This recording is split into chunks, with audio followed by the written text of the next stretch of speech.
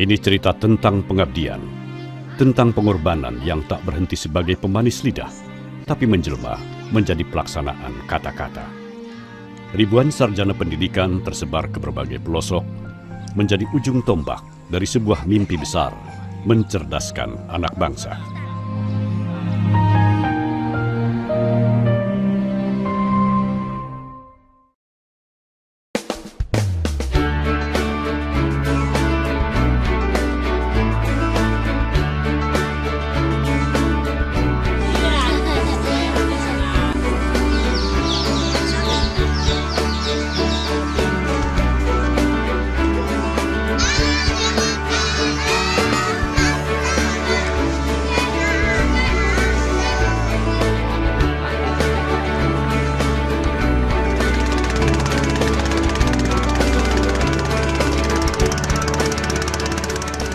Hari telah jauh terang tanah ketika Asep Saifuddin, Sugih Gunawan, Arif Rahmanugraha, dan Aris Setiabudi menyusuri Sungai Tamiang di rimba pedalaman Aceh Timur.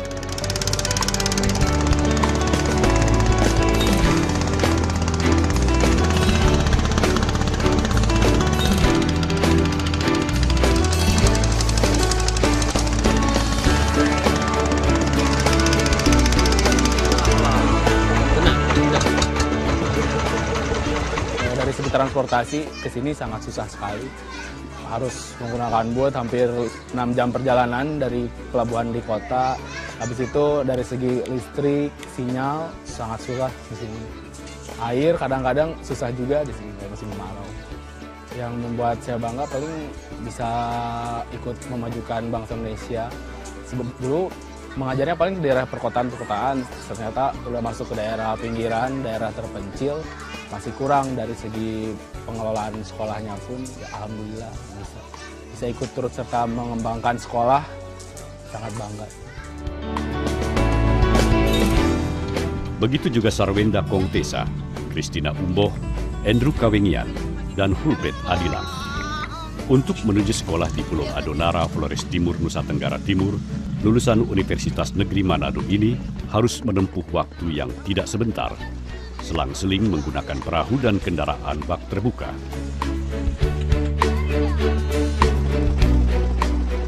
Waktu pertama kali datang, saya sangat kaget. Karena waktu pertama kali datang, ternyata Bapak Kepala piara babi. Jadi tinggalnya sama Bapak Kepala selama seminggu, terus Bapak Kepalanya piara babi. Di samping kandangnya babi Bapak Kepala, ada lagi babi yang diikat. Pertamanya kaget gitu, wah babi besar-besar lagi babinya. Pengorbanan para pendidik di wilayah yang sebelumnya tidak mereka kenal ini menjadi ujian tersendiri. Betapa tidak, datang dari kota yang segalanya nyaris tersedia, mereka harus bersiasat untuk hidup dengan kondisi yang serba terbatas. Selama setahun, mereka akan mencurahkan segudang ilmu untuk para pelajar di pedalaman yang memang sangat membutuhkan sosok guru. Mengusung misi asah, asih, dan asuh, murid yang mereka hadapi adalah murid yang haus pendidikan dengan sentuhan kasih sayang.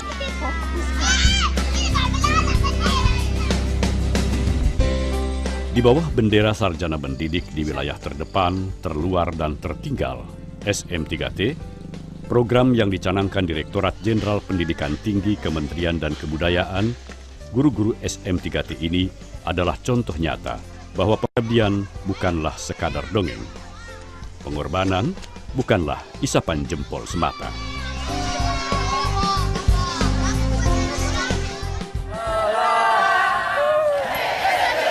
Untuk menjadi guru SM3T, mereka harus mampu melewati seleksi yang ketat, tersaring dari belasan ribuan peminat. Mereka juga harus menjalani gemblengan yang berat sebelum bertugas. Aceh atau Nusa Tenggara Timur hanyalah sebagian kecil, sebab penyebaran pasukan SM3T meluas di berbagai pelosok menjadi pilihan efektif agar daerah miskin guru di tanah air bisa teratasi.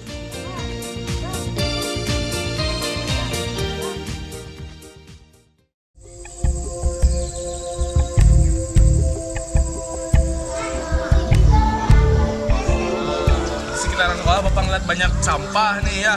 Pak. Bapak sampah pungutin aja apa sampah botol-botol. Belajar sambil bermain, bermain sambil belajar. Suasana menyenangkan begini jadi pemandangan yang lazim di Sekolah Dasar Negeri Melidi, Simpang Jernih, Aceh Timur. Untuk memahami teori pencahayaan matahari misalnya, guru SM3T memanfaatkan sejumlah barang tak terpakai untuk memancing imajinasi para murid. Pak, sini ya, Pak. Nggak apa-apa.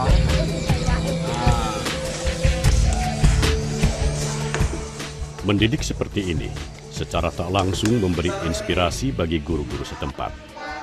Ada proses transfer ilmu yang mereka dapat. Ada penyerapan metode kreatif yang terserap. Ada kelebihannya, Pak. Sama seperti kami juga ada sebagian pelajaran yang masih sebagian yang kami tidak mengerti, dikasih tahu Pak kan. Pembelajarannya pakem Pak, bagus. Pembelajarannya kreatif, aktif, motivatif, dan menyenangkan Pak, bagus. Suasananya hidup di kelas, kita lihat Pak kan. Alhamdulillah Pak, bagus. Membantu, sungguh membantu. Kalau tiada dia, kami tidak mungkin tahu ilmu-ilmu yang dia bagikan kepada kami. Seperti contohnya saringan air. Gimana cara-caranya?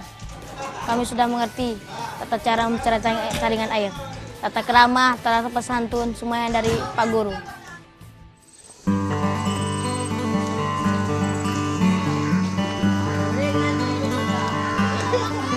Di Simpang Jernih, murid adalah teman sejalan para guru. Momentum kebersamaan bahkan telah terbangun sejak pagi ketika guru dan murid bersama-sama menyeberang sungai menggunakan perahu tarik alias getek menuju sekolah. Di sini kami berbeda dengan ada yang di kota. Pertama, kami tidak ada transportasi untuk pergi kota karena jauh. Lalu tidak ada sinyal, ya. Jadi kami menghubungi orang tua harus pergi ke bukit, ya, bukit sinyal.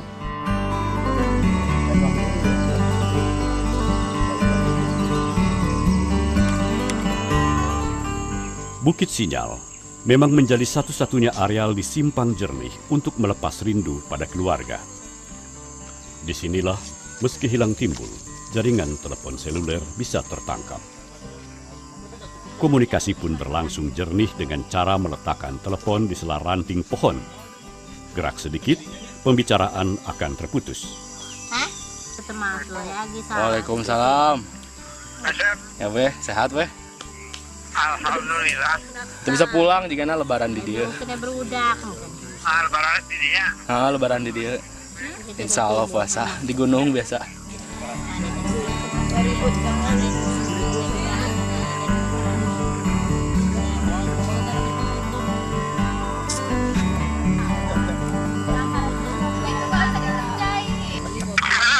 Assalamualaikum. Pulsentok. Waras mah. Waras. Ya lara Pak. Biasanya gak kupingnya kebak kuno. Mungkin instruksi dari Bapak cuma sekian ya. Lokasi yang sulit sebetulnya menyimpan keadaan yang serba rumit. Sekolah yang cukup baik rupanya tak serta-merta memperlancar proses belajar mengajar, sebab persoalan paling mendesak di sebagian besar wilayah sasaran SM3T adalah tenaga pendidik yang kurang. Betapa tidak, di Simpang Jernih misalnya, dari 6 guru, 4 adalah guru SM3T, dan sisanya guru lokal. Bagi kami, bangunan itu tidak penting. Bagi kami, bangunan sudah berdiri kokoh. Bagi kami, buku-buku sudah tersedia dari pemerintah. Guru yang tidak ada di sekolah ini. Sekolah ini cuma ada 2 guru dan 4 dari kami. Seperti itu. Bahkan kalau daerah terpencil ini gurunya masih minim. Jadi apabila guru yang tidak hadir, mungkin ada yang sebagian ruangan yang nggak ada, SM3T membantu gitu Pak. Dia langsung membantu. Kan sebagian, apalagi Pak di SMP, seandainya kalau tidak ada guru SM3T maka sekolah SMP itu akan tutup Pak. Tutup sekolah, saya jamin tutup. Sesungguhnya, Simpang Jernih adalah wilayah yang kental dengan kisah pilu. Di sini, duka pernah menggetarkan program SM3T. Itu terjadi ketika Geget Zaludio Sanua Anafi dan Winda Yulia gugur dalam tugas. setelah terseret deras arus sungai Tamiang dalam perjalanan menuju sekolah. Kendati sulit memadamkan kesedihan, keluarga tetap bangga pada totalitas pengabdian Geget dan Winda. Almarhum Geget pas waktu ikut SM3T dan diterima gitu ya di SM3T. Dia pertama kali itu mengungkapkan kegembiraannya bahwa dia bisa berjihad. Dari situ mungkin ya salah satu cara bagi pemikiran dia, salah satu cara bahwa inilah pengabdian dia dalam mencerdaskan bangsa, meraih orang-orang kecil, orang-orang terbelakangnya, orang-orang yang istilahnya di pedalaman. Pedalaman. Lokasi ini memang jadi problem tersendiri bagi pendidikan di tanah air.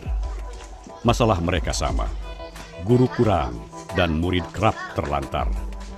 Itulah sebabnya di Adonara, minimnya guru membuat Sarwenda harus mengajar di 2 tempat sekaligus, SD dan SMP. Selamat pagi, Ibu. Selamat pagi, teman-teman. Selamat pagi semuanya. Silakan duduk. Terima kasih, Ibu. 10 bulan sudah Sarwenda menjadi guru SM3T di Waikela, dusun di Adonara Tengah, pulau kecil di dataran tinggi Narantuka. Kehadiran Sarwenda selalu ditunggu murid-murid SD Katolik filial Waeberno. Tak ada jarak antara dia dan anak didik. Citra sebagai guru yang ditakuti sama sekali tak melekat. Haram bagi guru SM3T mendidik dengan cara yang penuh dengan kekerasan.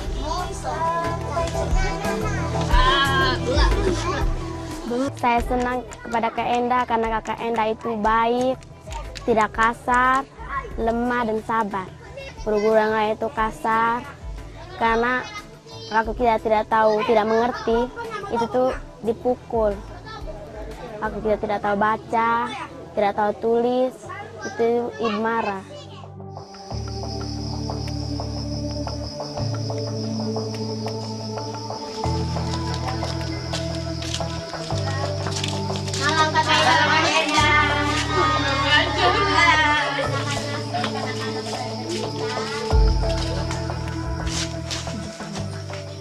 Di wilayah sasaran SM3T, predikat guru kerap kali memudar. Bagi mereka, urusan belajar dan mengajar tak cuma berlangsung di sekolah, sebab ketika malam tiba dan dalam keadaan yang serba minim, proses seperti itu tetap berlangsung.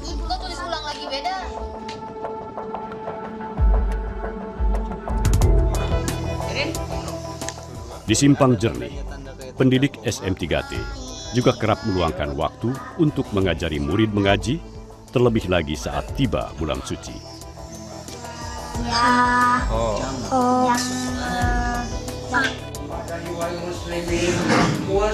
Status boleh saja sebagai guru, tetapi hakikatnya pendidik SM3T lebih dari seorang guru. Ada banyak hal di luar urusan sekolah yang mereka lakukan. Bisa dipastikan, setiap kali ada kegiatan di tengah masyarakat, pendidik SM3T selalu terlibat. Hadir di acara kendurian misalnya.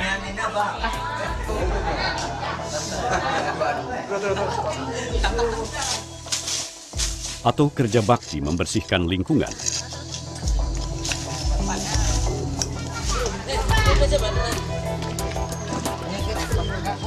Atau lagi, membantu pembangunan sekolah baru.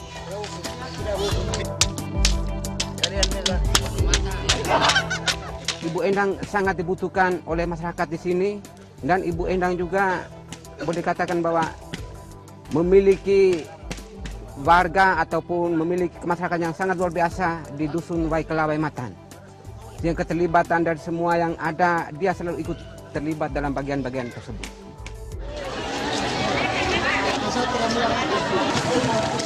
Bahkan ketika seorang warga meninggal dunia, Sarwenda pun tidak canggung untuk turut serta mengikuti proses pemakaman dengan ritual agama Katolik.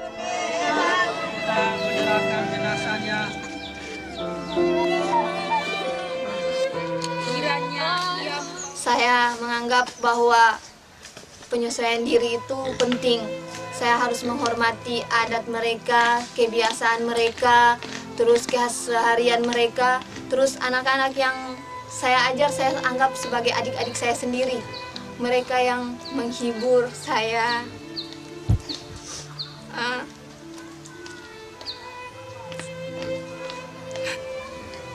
Saat saya sedih,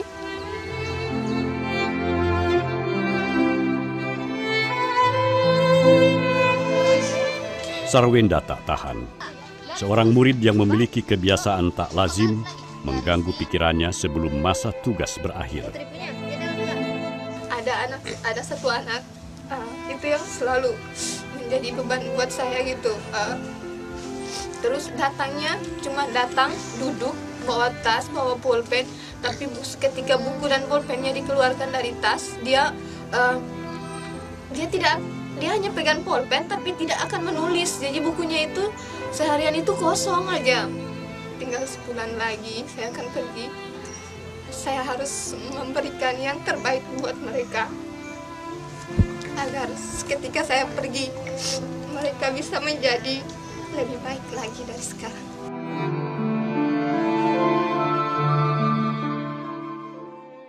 Lancang kuning berlayar malam, lancang kuning berlayar malam. Kalau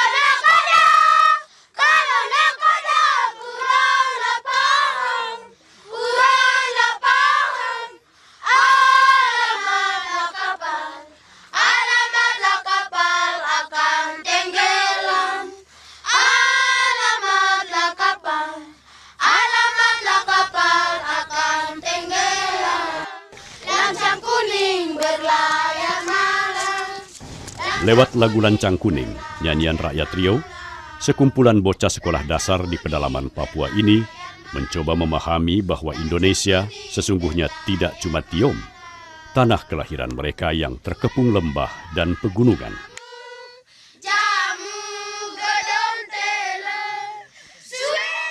Murid-murid ini belajar lagu kedaerahan dari Ipri Ningsih dan Rina Anzelina Nainggolan, dua guru alumni Universitas Negeri Medan dan Riau yang sudah hampir setahun menjadi pendidik di kawasan pegunungan tengah Papua.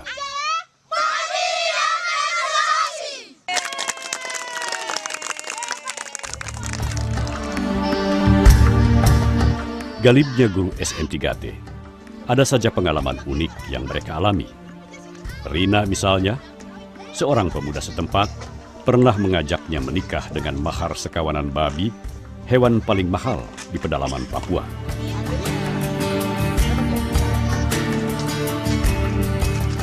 Ibu guru, kalau kau sudah datang ke sini, kau harus cari suami orang sini juga, orang Guningame juga, dia bilang begitu. Baru saya kasih jelas lagi, Bapak, saya ke sini mau mengajar bapak-bapak sama mama-mama punya anak. Saya ke sini bukan cari suami atau apa, saya bilang begitu kan. Tidak. Baru tidak ada pertemuan, saya menolak, dia maksa. Saya menolak, dia maksa. Saya menolak, dia maksa. Di sini, guru harus pula berjalan puluhan kilometer menjemput murid agar mau bersekolah. Bapak, mari. Di awal-awal kita juga kebingungan. Pas mengajar itu yang hadir kenapa cuma 2 orang, padahal siswanya ada 15 orang. Kita menjemput ke rumahnya, bersosialisasi kepada orang tuanya, memberikan gambaran bahwa sekolah itu sangat penting. Mereka juga harus siap menyediakan waktu di luar jam belajar. Maklumlah, mereka tak mungkin memberi pekerjaan rumah, lantaran sebagian besar murid di pedalaman Papua masih menetap di Honei, rumah adat yang pengap dan gelap. Murid guru SM3T begitu beragam. Lihat lagi, kok siswanya ini tua-tua, bahkan saya melihat sudah ada siswa yang bahkan berambut putih. Jadi pada awal pertama datang sih saya bisa menebak bahwa ini pasti siswa umurnya lebih tua daripada saya. Ternyata saya tanya-tanya, memang benar. Bahkan ada siswa saya yang umurnya itu lebih tua daripada orang tua saya.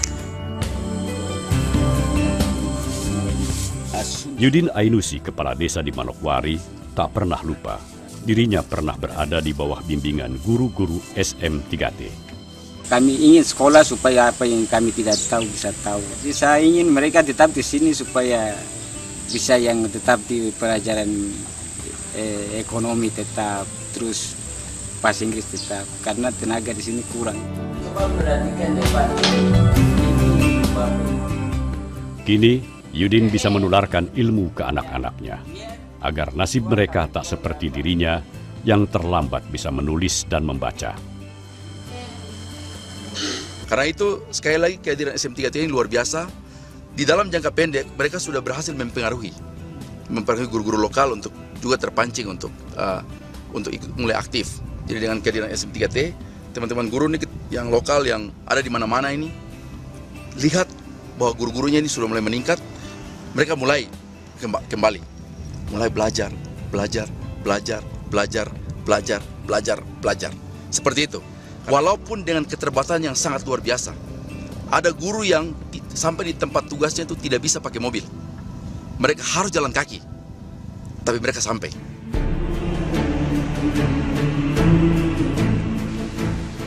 Pagi masih basah ketika Hasan Basri, Gunstiani, Obi Efleni, dan Fahmi Yusuf membawa perlengkapan dapur melintasi jalur sungai dan naik turun bukit.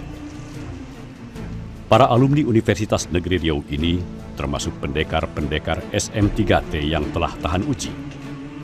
Tak ada dalam kamus mereka mengeluh setelah tiba di sini. Wilayah kecil yang aliran listriknya lebih sering mati.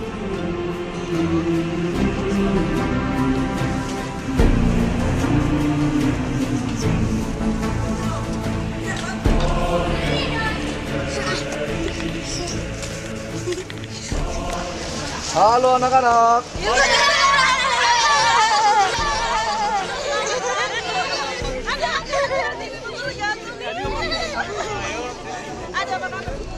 Bawa barang ini.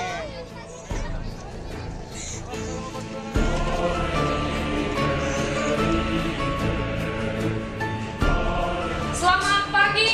Pagi. Apa kabar? Oke, semangat ya. Tanah Papua, tanah yang kaya, sudah kecil jatuh ke bumi. Seluas tanah, sebanyak batu, adalah harapan. Hitam putih, keriting rambut, aku Papua. Totalitas kasih sayang dalam mendidik melahirkan kedekatan yang tulus. Murid-murid ini begitu mencintai sosok guru, layaknya sahabat. Mereka begitu akrab. Kalau meninggalkan anak-anak di sini tentu jujur siapa guru mereka lagi. Kemudian apakah guru asli di sini akan melanjutkan perjuangan kami, dan apakah anak-anak ini masih bisa belajar setiap hari gitu kan? Mau ibu guru pulang? Tidak mau. Tidak mau. Tidak mau. Mereka tak bisa jauh. Ketika Obi yang tak lama lagi selesai bertugas berpamitan, tangis mereka pun tak terbendung.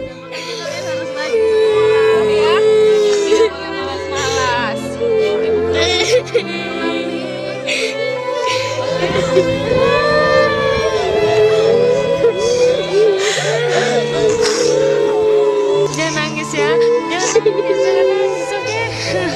Jangan nangis, udah. Tangisan ini seolah menjadi pesan. Mereka bukan cuma ingin bisa membaca atau menulis. Mereka butuh guru-guru berjubah kasih sayang. Guru-guru yang tak cuma bermimpi dan puas menjadi pegawai negeri sipil, atau syukur-syukur bisa bergaji tinggi.